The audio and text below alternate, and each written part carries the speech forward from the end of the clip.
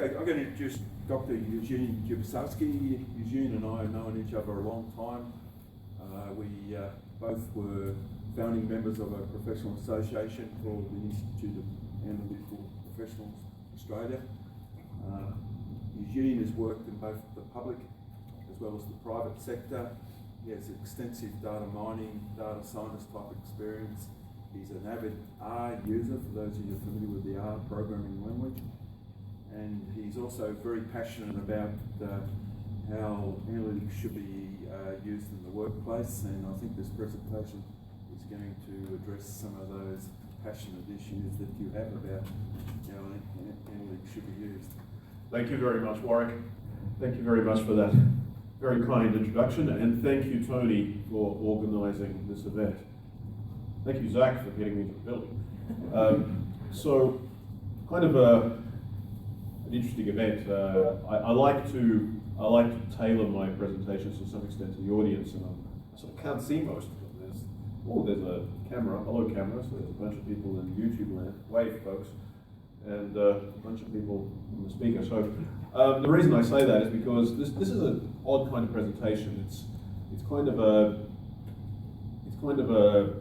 amalgam of two very different presentations. One to practitioners of data science, but telling them about things they don't normally hear about, which is not all the cool technical stuff, but rather the grim and puzzling realities of making data science happy and successful and useful in a business context. And incidentally, it's also a presentation for their bosses, and not just their immediate bosses, but actually the sponsors, the people footing the bill, the people passing the policy that says, hey, we want to have data analytics, we want to have data science. So a bit of an ambitious target, especially for a 20-minute presentation, which is why one thing I'm not promising is to stop unless someone stops me, so maybe we'll get carried away. Warwick used the word passionate. I've found that in a lot of presentations people have been using that term. I've come to believe it means generally disagrees with everybody else on the topic. Anyway, see how you go. So the title I've got, which is a sneakily different one to the one you've all seen, is Building Successful Data Analytics Capability. It's a two-way street. And why am I saying that? I'm saying that because I have some unkind things to say both about the analysts and about the people managing and commissioning them, in the hope that they both do better. So here we go. And of course, before that, I get all selfish and self-promoting and say, I run courses in this stuff. Do my courses. It's the only way I do business with the federal government these days. I don't consult with you guys anymore. So I like to start with a few facts. 20 minutes. These facts I'm going to go through pretty quickly. It comes down to this. There are large organizations worldwide spending enormous amounts of money on data analytics, on data science. There are articles about it. The recruiters have gone crazy recruiting data scientists. There are consulting companies in Australia, in tiny little Australia, with hundreds of data analysts that are focused. There's one organization, I think in particular, just a data analytics consultancy with data scientists and everything. Hundreds of people, probably soon to be in the low thousands. They're doing pretty well. There are banks snapping up PhD level graduate data scientists like crazy, a bank in particular. And there are plenty of other industries, plenty of other organizations. It's a very hot field. However, you also see things like this. That according to a recent Gartner report, 64% of enterprises surveyed indicated that they're deploying or planning data science projects, yet big data projects, yet even more acknowledged they still don't know what to do with big data. Have the inmates officially taken over the big data asylum? And this is where I throw in the sort of thing that seems to appeal to people. Yes, it's from Gartner, so apparently that matters. So there it is. Here's something else from another apparently that matters source, McKinsey & Company. 86% of surveyed executives say that their companies were at best only somewhat successful at meeting the primary objective of their data and analytics programs, including 1/4 who say they've been ineffective. And by the way, I don't believe that executives are entirely impartial in their assessments of their success, and I also believe that that impartiality does not lean towards pessimism, and therefore these numbers should be interpreted accordingly. So I don't think that data analytics, in terms of its value to the businesses that hire it, is entirely doing well as it could. On the other hand, I'm still in the industry. I'm a data scientist. As Warwick said, am quite involved in building communities and pushing the industry forward. I actually believe in it. So I don't think data science is a fraud. I don't think this is data science performing at its best. I think this is an organizational failure to give data science a chance. And I'd like to explore what we could do to reverse that organizational failure and let data science be the transformative, massively transformative source of business value that it actually is to a lot of organizations, including, I'm proud to say, to a number of my own ventures. Yes, I prefer to run my own ventures than consult these days. I think that analytics should matter. And I think that if it doesn't support significant, truth-based decision-making in the organization for the benefit of the organization, it isn't really analytics. So I don't care how many PhD level offers you have. I don't care how many brand name data warehouses and whatever you have. I don't care how much dollars you've spent. For me, those aren't the measures of success. In fact, very often I used to think that they're kind of by the way, success is orthogonal to these things. Orthogonal means isn't positively or negatively affected in this case. But actually, I'm beginning to believe that big budgets in large organizations is almost a detriment.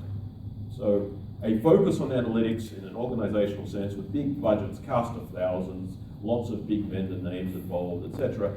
I don't know that that's a recipe for real business value. And here I'm a heretic. Here I'm also basically talking down my own industry, aren't I? That's not a good thing. I'm not. I'm talking up my industry. I'm talking up my industry's ability to deliver value, which I believe in strongly and think it has not succeeded in as much as it can or should. So my point is, if it's not supporting significant truth-based decision-making, it's not analytics. So if millions and billions or billions of dollars are being spent on it, but the analytics ends up in the hands of people who are disinterested in it or don't understand it, it's not analytics. If it's all done in the service of some sort of compliance task, here's our report that was put together by 20 PhD level data scientists, tick, now let's put that report in a box somewhere, that's not analytics. It looks like analytics, it smells like analytics, to my mind, it's not significant truth-based decision support. So, one important question for me is, does the decision-making that the analytics supports matter? Would the organization suffer? Well, does decision-making actually matter to this organization? Is this an organization that, were it to make bad decisions, it would suffer as an organization? And by the way, when I say it would suffer as an organization, that's meaningless. An organization is not a person. Actual people have to actually suffer. So are there actually actual people, actual important people who are definitive of that organization that would actually suffer if that organization were to make bad decisions? If those people were to make bad decisions? That for me is the key question. So in other words, I'm asking, is decision making optional for the organization? Is it a cool thing for your jet-setting conference-going senior execs to talk about as if it's something they care about, but not actually something that keeps them awake at night? Can they afford to avoid decisions? So is it that occasionally, what the heck, we'll make a decision, usually by committee, so no one can actually get blamed, and who really cares? We've got, we're going to be funded for the next 20 years, whatever happens. Or is it the case of, okay, if we do the wrong thing, we're gone tomorrow. And if we do nothing, that's like doing the wrong thing. That's ostrich head in the sand. I've seen organizations in both cases. Guess what kind I prefer to work with? Or at least guess what kind I feel much more important and welcome in, and I seem to make a difference in. Yeah, I have a stake, I'm a data scientist. I want to matter, and I like making a difference. So here's my definition. Analytics is the use of data to support business decision making, and it can involve all this sort of blah, blah, blah, fancy stuff, deep learning, blah, blah, blah. It can also involve just looking at an Excel spreadsheet. I don't care how sophisticated it is. What I care about is if it's used to support decision making, because if it doesn't support significant truth-based decision making by the organization for the benefit of the organization, it isn't analytics. It's some sort of weird child's game using some very expensive toys, and I see a lot of that. And it doesn't rule out complex statistical, computational, visual analysis of data, and it doesn't rule out much of what adults earning real money in real organizations are, to my mind, currently doing. See, I think analytics is for the organization. It's there to support truth-based decision-making by the organization for the benefit of the organization, otherwise it isn't really analytics. And this rules out, by my definition, things like compliance, statutory reporting, and things that may marginally support decision-making by third parties, but not by that organization. So this may disappoint a lot of people in BI, a lot of people in compliance analytics functions in a number of organizations, but this is Eugene's definition. And I'm always happy to argue with people. By the way, I sound very strident in my views. I actually welcome people to disagree with me, and I hope you do in questions. That's how I learn, because guess what? I change my mind when I'm wrong. So I have been known to be wrong. Help me learn. So analytics is for the organization. It's not necessarily for the employees. You know, the organization has a purpose. You know, your public servants, you're serving Australian citizens. They're your shareholders, if you will, in private organizations. I guess they really are shareholders. So the analytics is there to make the organization serve its beneficiaries, shareholders, citizens, etc. It's not there necessarily to help the employees have more fun or have a better life. Analytics doesn't make life easier. Analytics doesn't make decision making easier. It makes the decisions better. It's not the same thing. So, as I said, if it doesn't support significant truth-based decision making by the organization for the benefit of the organization, it isn't analytics.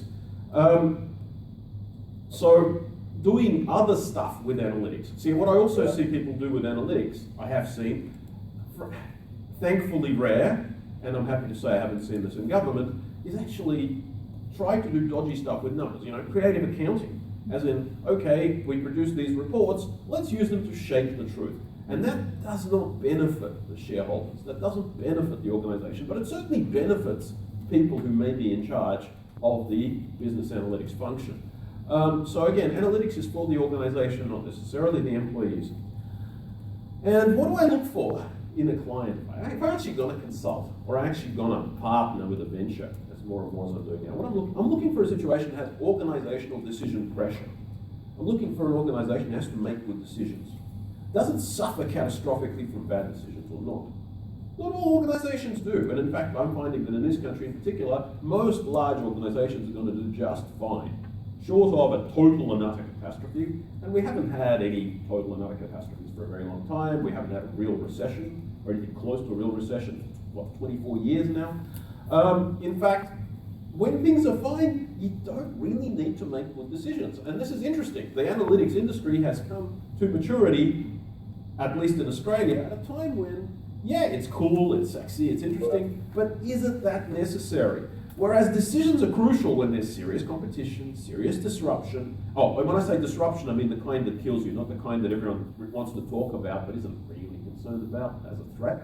I'm talking about serious change, serious risk, serious uncertainty, existential threat. They do happen. They do happen. But I don't think they're happening now to large organizations in this country. Not too many of them anyway. And if you know of any, point them out to me because I can probably help them. So let's talk about executive decision pressure. So maybe an organization is facing existential pressure. I can actually think of a few industries, even in Australia, a few large companies, where there is creeping existential pressure. But does that existential pressure translate to executive decision pressure? Does that translate to a threat to the careers, to the livelihoods, to the lives of the particular individuals who are the key decision makers in that organization? Sometimes, and sometimes not. And what's interesting is I can think of one or two industries where you have that pressure on the industry and that pressure on the organization, But the individual executives, they'll be fine. They'll get jobs somewhere else, probably in another industry. And so the company keeps going down. Does analytics make a difference in that organization? Well, no, because no one really cares about making decisions. No one's back is against the wall. So it all comes down to a conflict of interest. Now, I'm just setting the scene here. I promised to tell you about building analytics functions. Well, this is to set the scene. You see, I believe you only build a good, effective, successful analytics function. It only makes sense to talk about that when there is a success that it makes sense for the analytics function to achieve, when there are decisions to support that the organization cares about. So the reason I went through this whole rant is to say that in a lot of cases, you can't build a successful analytics function because it's not necessary, because the organization doesn't really care about or need to make decisions. So that's your first hurdle. Do we really need to care about decisions? Do we have people who are powerful enough to make big decisions and are really going to wear it if they get the decisions wrong? That's the first question to ask. Everything else devolves from that question. So the first thing you want is a data literate executive. So if you have the situation where you need to make good decisions, you need to have an executive class that is literate enough to say, okay, the analytics folks gave us this very nice report. What are our options? What decisions are we going to make? They don't need to be data scientists. I'm not saying that your executives all need to know how to do machine learning. But at the same time, I don't think the executives of tomorrow's successful organizations are going to be illiterate about, say, probabilities. They're not going to be the sort of executives who say, just tell me what the number's going to be, rather than realizing that the future is uncertain and therefore a probability. They're going to need to understand, to some extent, at least as intelligent lay people, the language of uncertainty, which is statistics.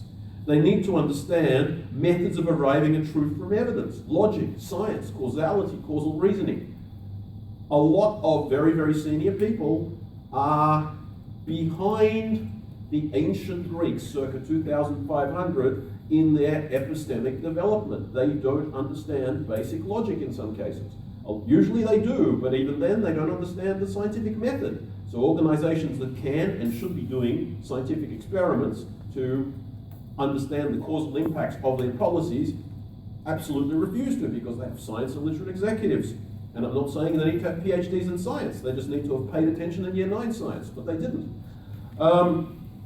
We're talking about people who can infer decisions from partial information. People who accept that the world is uncertain. And the way you learn from the world is to probe the world and infer uncertain evidence that the world of accounting, which is all about clear facts and figures, is a fiction.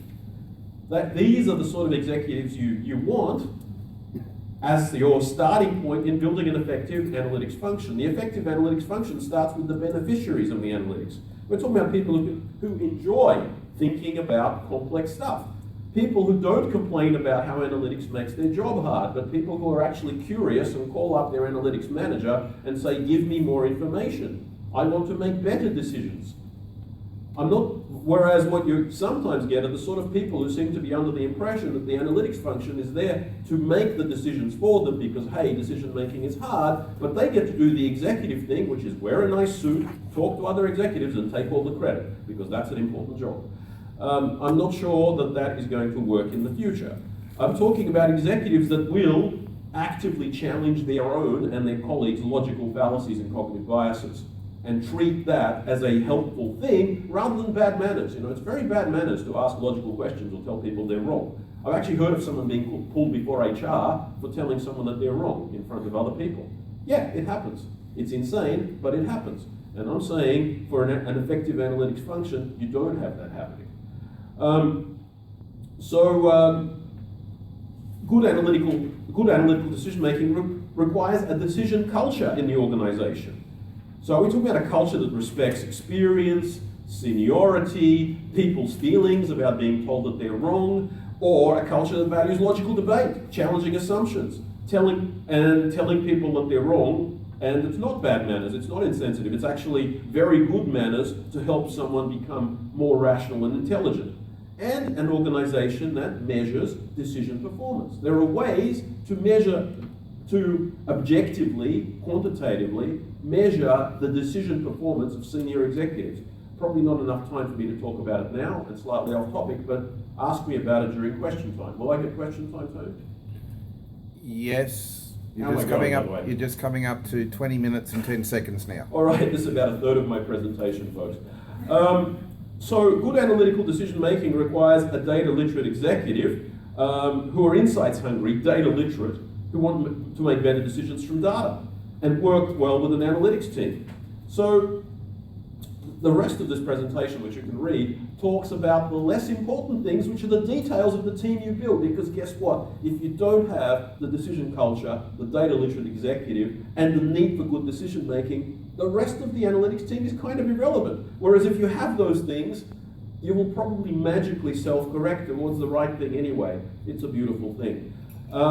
Well, that's about all I can do with 20 minutes, folks. I hope I haven't ruffled too many feathers. Let's do some questions.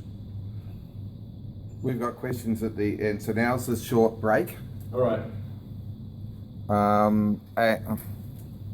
So now is a short break for about 4 or 5 minutes while people stretch their legs, and we then switch over to the next speaker. Okay, thank you. Eugene.